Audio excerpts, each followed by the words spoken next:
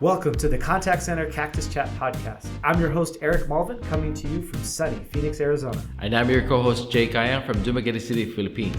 I'm a serial entrepreneur. Started my first business 10 years ago, and 6 LLCs later, I started PacBiz Contact Center Outsourcing in 2015. Today, we have over 200 employees and growing. And I'm the operations manager here in PacBiz, and I've been working with Eric since 2014, and I grew as the company grew. So whether you're looking to outsource for the first time, whether you manage a contact center, or you're just looking to improve your customer experience, we'll be covering topics for you. So business managers, operations managers, business owners, this is for you, so make sure to subscribe. I would like to ask Eric, why is dispatching different than outsourcing your customer calls? Oh yeah, that's a great question. So customer calls is pretty basic. People call in, I need to go here, I need to get there. We're just collecting information. We're just collecting addresses, maybe some details. How many passengers are there? Do they have any luggage? If it's a medical appointment, and we're working with a medical transportation company, there could be a couple other questions that we have to ask if they need a wheelchair, things like that. But it's still just collecting information.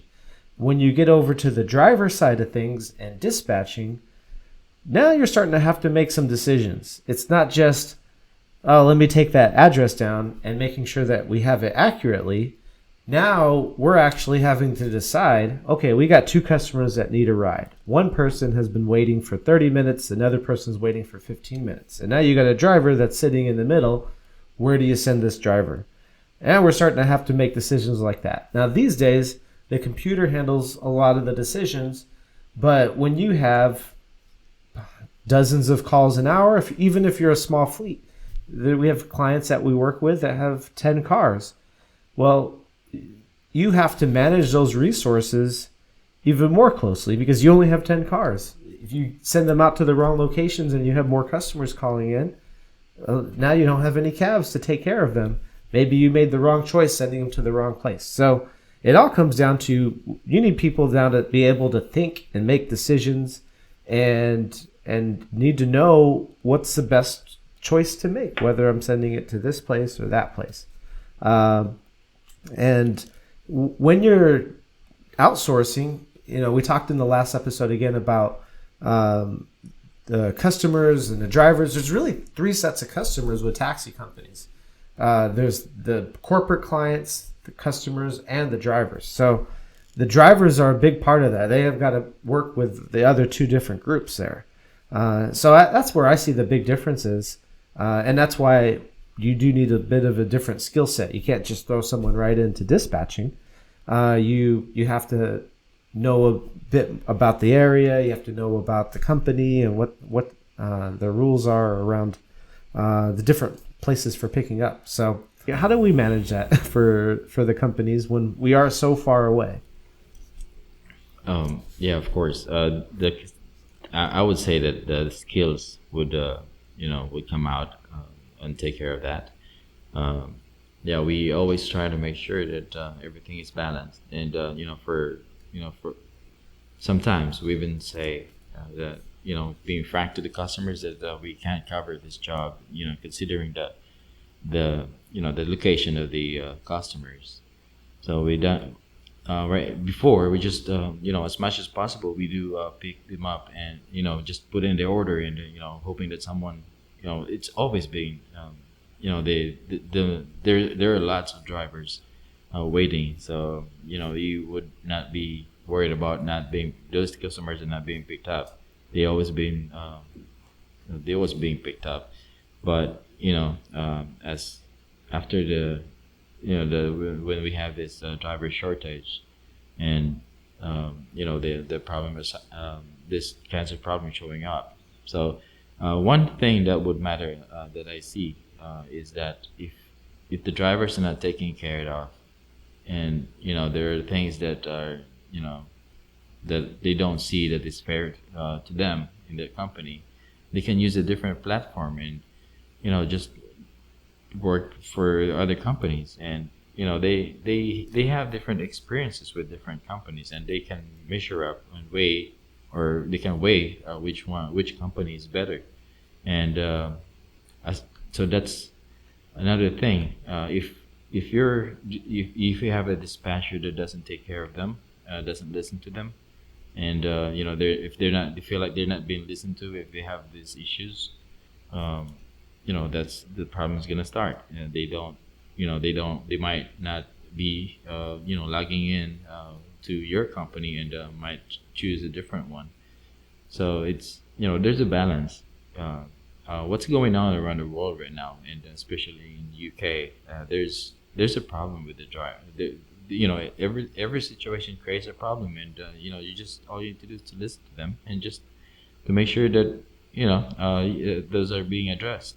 There's a certain level of problem that can be addressed by dispatchers, so we will try our best to take care of that. And there is also a problem that can be addressed by the management. So we always make sure that we report those problems, so that the management would know that they're having these issues with the drivers, because sometimes the drivers, the owners doesn't know. The drivers would call in and say this, I have a problem with this and that. When I went to the airport,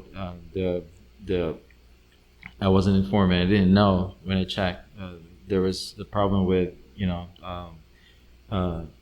the flight number that it doesn't say that it's delayed for 2 hours. And I went there and waited for the passenger to come out, and I didn't realize when I was already there that the plane will arrive in 2 hours. So another 2 hours wasted by the driver while he's there, because you would wait for a chance that you're hoping that somebody from the airport will go out, and you can take those passengers to where they want to go, and that way you won't be going back and empty. So those are the scenarios. But what if there's what if you don't have anything, and you will wait there for 2 hours, and that's 2 hours wasted of your time, and sitting while you can go around. And if you were just informed that there's a delay or stuff like that, and it matters. So if you have this dispatchers are good at what they do, and with long experiences, this problems could be avoided. And you just need to take care of the drivers the same way as we take care of the customers. And from there, if you have more drivers, because we can't deny the fact that right now we have more bookings than drivers available. So if we always have drivers around, most of the bookings will be picked up without any delays, without no cancellations, and that would put your name of business very good, and people would just rely and trust your company for this kind of job. So it's there's so many factors that could make your business a success, and these are little things that would contribute to it. And if you miss taking care of one aspect of the business, especially on the driver's side, or probably on the call taker side, it has a chain effect. It will give different results, and all you need to do is just balance things, and make sure that everything is taken care of. And as for our side, as a call center or a dispatcher, our people are trying to do, and to make sure that the drivers are taken care of. All right. Well, thank you guys for listening. That's the end of our 2-part series here for taxi fleet owners. And again, last time we talked about customer calls. This episode was the driver calls. Thank you so much for sharing your knowledge. All right. So make sure you subscribe if you want to hear more stuff about outsourcing your customer support and outsourcing dispatching. Keep listening on. We'll keep talking about this in more episodes. So thank you guys for listening, and thanks for following the Contact Center Cactus Chat. See you guys next time. See you guys. Thank you.